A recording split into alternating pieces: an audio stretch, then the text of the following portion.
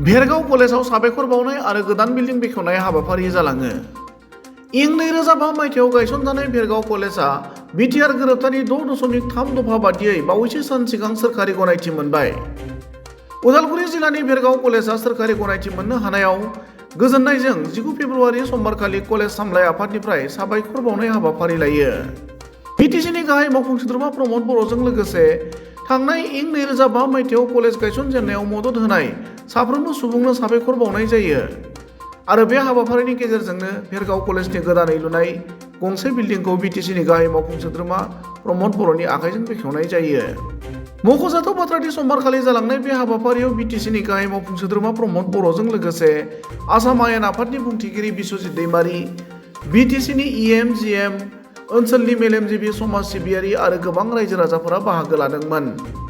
गुबुन फारसेथिं साबायखर बावनाय आरो बिल्डिं बेखेवनाय हाबाफारियाव बाहागो लानानै बिटिसिनि गाहाय मावफुं सोद्रोमा प्रमद बर' आरो आसाम आयेन आफादनि बुंथिगिरि बिस्वजित दैमारी बिथांमोना खौरां बिजोङाव ओरैबायदि बुङो। कलेजा साबायखर बावनाय हाबाफारि लादों। दा बेवहाय साबायखरखौ बावनांगोन दुलाराय बर' फरायसा आफादनो, साबायखरखौ बावनांगोन एनडिबिनो, साबायखरखौ बावनांगोन इउबिपिअनो, जायफोर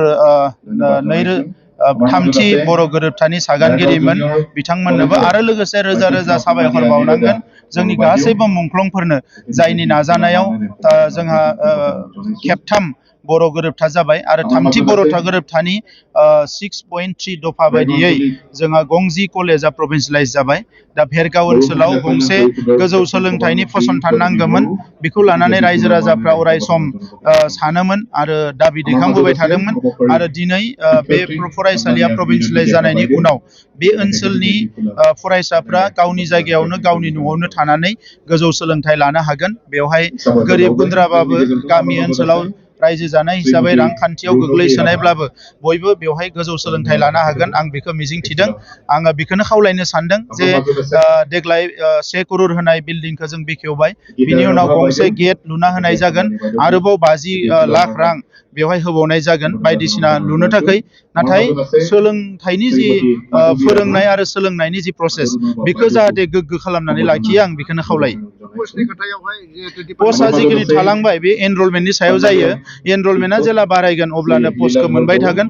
एनरलमेन्टआ जिहेतु खम, बेखायनो माखासे साबजेक्टआव खम पस्टखौ मोनदों आरो बियो प्रभिन्सियेलाइजेसन एक्ट 2017 बायदि खालामनाय जादों।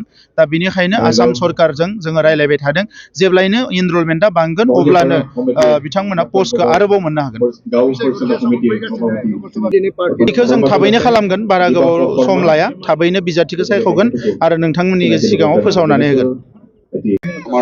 जोबोद मोजां, जोंनि बड'लेण्डनि चिफ मानाव गेदेर प्रमद बर' बिथांखौ दिनै भेरगावआव माने बिथांखौ हांख्रायहरनाय जादोंमोन। बिथांखौ जिहेतु गोदानै भेरगाव कलेजखौ प्रभिन्सियेलाइजेसन खालामनाय, बिनि जुनै दिनै बिथांनि अननायाव आरो बिथांनि जिथु राहा लानाय, बे राहा लानायजों जोंहा भेरगावआव जोबोद मोजां जे डिमाकुसि कलेज आरो भेरगाव कलेज बे गंनैबो जोंहा गभर्नमेन्ट जाबाय, प्रभिन्सियेलाइजेसन जाबाय। आरो बिथाङा दिनैहाय बेवहाय फैनायजों लोगोसे आरोबाव 50 लाख रां जोंनि भेरगाव कलेज, बिनि थाखाय एडमिनिस्ट्रेटिभ बिल्डिं, लाइब्रेरि आरो जोंहा गेट बानायनो थाखाय बिथाङा दिनै होबावबाय। गतिके बिनि थाखाय आं बिथांखौ भेरगाव कलेजनिल' नङा रायजो राजानि जानानै आं बिथांखौ साबायखर बावदों गोसो गोरबोनिफ्राय। दायो जोंनि बिबान फैबाय जे जों बेवहाय माबोरैहाय जोंनि फरायसाफोरनो मोजां मोनसे सोलोंथाइनि आबहावा दानानै होनानै मोजां सोलोंथाइ जों होनो हायो। सरकारनिफ्राय दिनै जोंनि एलेकायाव गोजौ थाखोनि सोलोंथाइ लानो जोंहा गोबां कलेज दंसै, खैराबारि कलेज, भेरगाव कलेज, टंला कलेज, डिमाकुसि कलेज। नाथाय दा जोंहा माबोरैहाय बेवहाय गुन गोनां सोलोंथाइ होनानै आरोबाव गोजौआव जोंनि गथ' गथाया सोब गासिबो बादायलायनायावनो उथ्रिसार जानो हायो, बेनि मोनसे आबहावाखौ जोङो दानांगौ। दा बेखिनिनि थाखाय जों नाजानांसिगोन।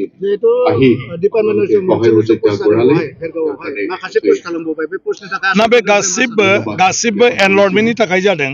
आं सानो जे देग्लायनि जिथु सोलोंथाइ बोसोर, बे सोलोंथाइ बोसोराव जों बयबो नाजानानै बे जिथु क्राइटेरिया जोंहा जेसेबां फरायसा थानांगौ मिनिमाम, बेखौ जों फुलफिल खालामगोन आरो बेखौ फुलफिल खालामनो हायोब्लानो जोङो बे पस्टखौ लोगो लोगो मोनजोबगोन।